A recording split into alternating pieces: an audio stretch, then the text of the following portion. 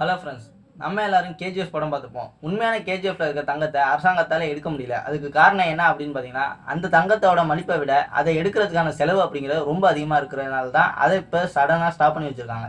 இது ஆங்கிலேயர்கள் ஏற்கனவே அந்த கோலார் கோல்டு ஃபீல்ட்ஸை கண்டுபிடிச்சி அதில் இந்த மாதிரி செலவுகள் அதிகமாக இருக்குன்னு சொல்லி அதை கைவிட்டுட்டாங்க. அதுக்கப்புறமேல அவங்க வேற ஏதாச்சும் கனிமங்கள் இந்தியாவில் இருக்குதா அப்படிங்கிறத தேடி கண்டுபிடிக்கிறதுக்காக பல ஆய்வுகளை மேற்கொண்டு பல்வேறு பகுதிகளில் பல ரிசர்ச்களை செஞ்சாங்க. அந்த மாதிரி செய்யப்பட்ட பகுதிகளில் பல்வேறு கனிம வளங்கள் கிடைச்சிது. இதெல்லாம் பார்த்துக்கிட்டு இருந்தேன். இந்திய மக்கள் என்ன சொன்னாங்க அப்படின்னு பார்த்தீங்கன்னா, அவங்க வந்து நம்மளோட நாட்டில் இருக்க வளத்தெல்லாம் சுரண்டுறதுக்காக தான் இந்த மாதிரி சட்டங்கள்லாம் போடுறாங்க அப்படிங்கிறது தான் சொன்னாங்க. ஆனால் அவங்க தெரிஞ்சோ தெரியாமலோ செஞ்ச ஒரு நன்மை என்ன அப்படின்னு பார்த்தீங்கன்னா, இன்னைக்கு இந்திய பொருளாதாரத்தில் ஒரு மிகப்பெரிய விளைவை ஏற்படுத்திக்கிட்டு இருக்கு அப்படிங்கிறது தான் உண்மை. என்ன அப்படின்னு பார்த்தீங்கன்னா, இப்போ நெய்வேலியில் இருக்கிற அந்த என்எல்சி நிறுவனம், இந்த என்எல்சி நிறுவனம் எப்படி உருவானுச்சு, முதல்ல இந்த பழுப்பு நிலக்கரியை யாரு நெய்வேலியில கண்டுபிடிச்சா, அது எப்படி என்எல்சி நிறுவனமா அரசாங்க கைக்கு மாறுச்சு, இப்போ அது எந்த நிலைமையில இருக்குது அப்படிங்கிற பத்தி இந்த வீடியோல கொஞ்சம் டீட்டெயிலா பார்க்க போறோம். வாங்க. ஃபர்ஸ்ட், பிரிட்டிஷ் வந்து இந்தியாவுக்கு சுதந்திரம் கொடுக்கறத பத்தி முடிவு செஞ்சதுக்கு அப்புறம் இங்க இருக்கிற வளங்கள் எல்லாம் எப்படியாச்சும் எடுத்துட்டு போயிடணும் அப்படிங்கிறத நினைச்சதா பல பேர் சொல்றாங்க. அந்த மாதிரி நினைச்சு செய்யப்பட்ட பல ரிசர்ச்கள்ல ஒண்ணுதான் இந்த நிலக்கரி கண்டுபிடிப்பு அப்படிங்கிறதையும் சொல்றாங்க. இந்த நிலக்கரி கண்டுபிடிப்பு அப்படிங்கிறது எப்படி ஆரம்பிச்சுன்னா, முதல்ல இவங்க 1928 பாண்டிச்சேரியில முதல்ல நிலக்கரி படிமத்தை கண்டுபிடிக்கிறாங்க. அதை கண்டுபிடிச்சு அவங்க அந்த இடத்துல ரிசர்ச் செய்யும்போது அவங்களுக்கு பெருசா எதுவும் கிடைக்கல அப்படிங்கிறதுனால அந்த திட்டத்தை கைவிட்டுறாங்க. இந்த மாதிரி பல ஆண்டுகளா ரிசர்ச் செஞ்சுட்டு இருக்கோம். ஒரு நாள் என்ன நடக்குது பார்த்தீங்கன்னா, நெய்வேலியில் உள்ள நெல்லி குப்பம் அப்படிங்கிற கிராமத்தில் இருக்கிற ஜம்புலிங்கம் மudhaliyar அப்படிங்கிறவரோட தோட்டத்தில் அவரு கிணறு தோன்றாரு. அப்போ ஏதோ ஒரு பழுப்பு கலர், ஏதோ ஒரு சிகப்பு கலர்ல ஒரு களிமண் மாதிரி கிடைக்குது. அதை எடுத்து என்னடா இது அப்படின்னு பார்க்குறாரு. கிட்டத்தட்ட அவர் வந்து அப்போ இருந்த பிரிட்டிஷ் ஆட்சி காலத்தில் ஒரு நீதிபதியாக இருந்தார் அப்படிங்கிறதும் குறிப்பிடத்தக்கது. அதை வந்து ஒரு முக்கிய பொருளாக இருக்குது அப்படின்னு சொல்லி இதை மெட்ராஸுக்கு சாம்பிளாக அனுப்பிச்சாரு. அங்கே லேபில் டெஸ்ட் பண்ணி இது வந்து ஒரு நிலக்கரி, இது வந்து ஒரு ஃபியூவலாக யூஸ் பண்ணுறதுக்காக பயன்படும் அப்படிங்கிற விஷயத்த சொன்னாங்க. இதை கையில் எடுத்துக்கிட்டு அந்த ஜம்புலிங்கம் மudhaliyar வந்து இங்கே இருக்கிற நெய்வேலி பீப்புளை எப்படியாச்சும் மேலே கொண்டு வரணுங்கிறதுக்காக இங்கே ஏதாச்சும் ஒரு ஃபேக்டரியை கொண்டு வரணும் அப்படிங்கிறதுல மும்மரமாக இருந்தார். அதனால அப்போ இருந்த கவர்னர்கிட்ட இதை பற்றி பல்வேறு இடங்களில் வலியுறுத்தினார். ஆனால் அதை பெருசாக கண்டுக்கல. இவரும் முடிஞ்ச அளவுக்கு அவரோட எஃபர்ட்டை போட்டார். ஆனால் பெருசாக அந்த எஃபர்ட் வந்து கை கொடுக்கல அப்படிங்கிறது தான் உண்மை. கடைசியாக வந்து இவர் சொல்லிட்டு இருந்ததை கேட்ட அந்த பிரிட்டிஷ் கவர்மெண்ட் என்ன பண்ணாங்க அப்படின்னா, 1943 சரி இங்கே என்னடாண்டா இருக்கும் அப்படின்னு சொல்லி ரிசர்ச் பண்ணலாம்னு சொல்லி ரிசர்ச் பண்ணுறாங்க. அங்கே தோண்டும் போது படிமங்கள் கிடைக்க ஆரம்பிக்குது. அதை கொண்டு போய் லேபில் டெஸ்ட் பண்ணும்போது வாமா இங்கே நிலக்கரி இருக்குது அப்படிங்கிறத அவங்க சொல்கிறாங்க. இந்த மாதிரி 1946 வந்து பிரிட்டிஷ் சொல்கிறாங்க, நாங்கள் வந்து இங்கே தோன்றதுக்கு பர்மிஷன் கொடுக்குறோம், ஆனால் வந்து நாங்கள் சொல்கிற ஆளை தான் வச்சு நீங்கள் ரிசர்ச் பண்ணணும் அப்படிங்கிறத சொல்கிறாங்க.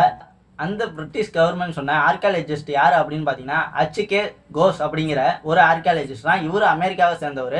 இவர் வந்து அங்கே ஆய்வு செஞ்சுட்டு 1946 ஒரு அறிக்கை சமர்ப்பிக்கிறாரு. எனக்கு இங்கே ஒன்றும் பெருசாக இருக்கிற மாதிரி தெரியல அப்படின்னு சொல்கிறாரு.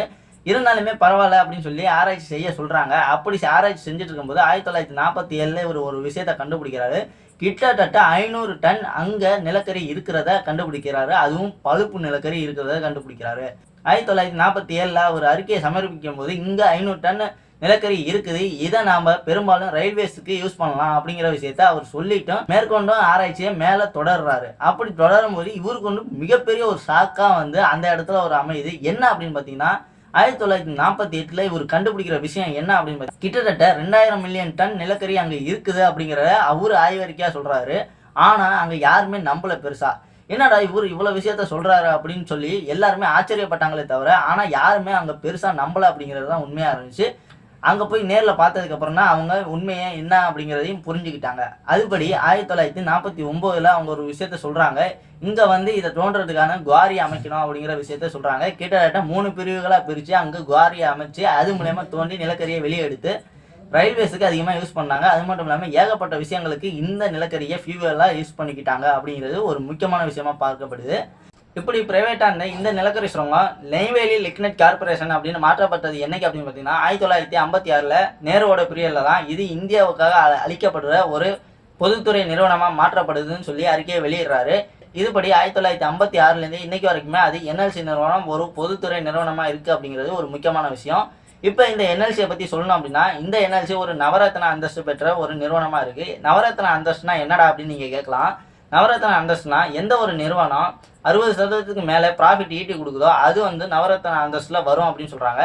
இந்த நவரத்ன அந்தஸ்துங்கிறது வெகு நவரத்ன அந்தஸ்து, நவரத்ன அந்தஸ்து, குறைவான நவரத்ன அந்தஸ்து அப்படிங்கிற 3 பிரிவா பிரிச்சிருக்காங்க. இல்ல வெகு நவரத்ன அந்தஸ்துல மொத்தம் 7 நிறுவனங்கள் இருக்கு. இந்த 7 நிறுவனமே இந்தியாவில் ஒரு முக்கிய பங்கு வகிக்கிற நிறுவனமா இருக்கு. நவரத்ன அந்தஸ்துல மொத்தம் 16 நிறுவனங்கள் இருக்கு. அதுல ஒண்ணுதான் இந்த நெய்வேலி லிக்னைட் கார்பரேஷன் அப்படின்னு சொல்றாங்க. குறைவான நவரத்ன அந்தஸ்து பெற்ற நிறுவனங்கள் அப்படிங்கிறது 71 நிறுவனங்கள் இருக்கு. இதுல சிறு குறு நிறுவனங்களும் அடங்கியிருக்கு அப்படிங்கிறது குறிப்பிடத்தக்கது. இந்த NLC நிறுவனம் அப்படிங்கிறது பெரும்பாலும் இந்தியன் ரயில்வேஸ்ல பெரும்பாலான இடத்த பிடிச்சிருந்துச்சு. அதாவது எலக்ட்ரிக் ட்ரெயின் வர்றதுக்கு முன்னாடி வரைக்குமே நம்ம நிலக்கரி இன்ஜினை தான் யூஸ் பண்ணிட்டு இருந்தோம். அதுக்கப்புறம் தான் எலக்ட்ரிக் ட்ரெயின் வந்தோடனே நிலக்கரியோட தேவை அப்படிங்கிறது குறைஞ்சிது. இதுக்கப்புறமேல் தான் இந்த NLC நிறுவனம் வேற ஏதாச்சும் வழிகளில் நிலக்கரியை யூஸ் பண்ணலாம் அப்படிங்கிறப்ப மின்சாரம் தயாரிக்கலாம் அப்படிங்கிற ஒரு விஷயத்தை கண்டுபிடிச்சு அது மூலயமா இன்னைக்கு மின்சாரத்தை அதிக அளவில் நிலக்கரி மூலயமா உற்பத்தி செஞ்சு நம்ம தமிழ்நாட்டுக்கும் மற்ற மாநிலங்களுக்கும் இந்த NLC நிறுவனம் அப்படிங்கிறத வழங்கிட்டு இருக்கு. இன்னைக்கு இது கிட்டத்தட்ட 2464 மெகாவாட்டுக்கு மேல தயாரிக்குது அப்படிங்கிறது சொல்றாங்க. இந்த NLC நிறுவனம் அப்படிங்கிறது இந்தியாவுக்கு ஏகப்பட்ட வருமானத்தை ஈட்டி தர நிறுவனமா இருக்கு. இந்த லாக்டவுன் பீரியட்ல ஏகப்பட்ட கம்பெனியோட ஷேர்ஸ் குறைஞ்சிக்கிட்டு தான் வருது. ஆனா இந்த NLC நிறுவனத்தோட ஷேர்ஸ் மட்டும் நாளுக்கு நாள் ஏறிட்டு தான் போகுதுங்கிறது தான் இல்ல ஆச்சரியமான விஷயம். என்னதான் இந்தியாவோட கோலா தங்க வயல் இந்தியாவுக்கு கை கொடுக்கல அப்படின்னாலும் கருப்பு தங்கம்னு அழைக்கப்பட்ட நிலக்கரி சுரங்கம் அப்படிங்கிறது பெருமளவு இந்தியாவுக்கு கை கொடுத்துரு அப்படிங்கிறத நம்ம ஒத்துக்கிட்டு தான் ஆகணும். இப்போ கொரோனா சுச்சுவேஷன்ல பல நாடுகள் அடிபட்டிருக்கு. இதுக்கெல்லாம் காரணம் யாரு அப்படின்னு கேட்டா எல்லா நாடுகளும் சைனாவை தான் கை காட்டுறாங்க.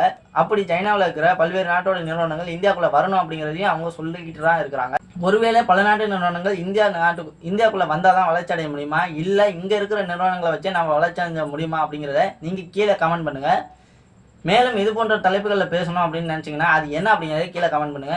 என்னோட இன்ஸ்டா மற்றும் ட்விட்டர் ஐடியை என்னோட டிஸ்கிரிப்ஷனில் கொடுத்துருக்கேன். அதை கிளிக் பண்ணி என்கிட்ட ஏதாச்சும் கேள்வி கேட்கணும்னா கேட்கலாம். நாளைக்கு இன்னொரு வீடியோவில் உங்களை சந்திக்கிறேன். அது வரைக்கும் உங்களிடம் விடைபெறுவது உங்கள் நண்பன்.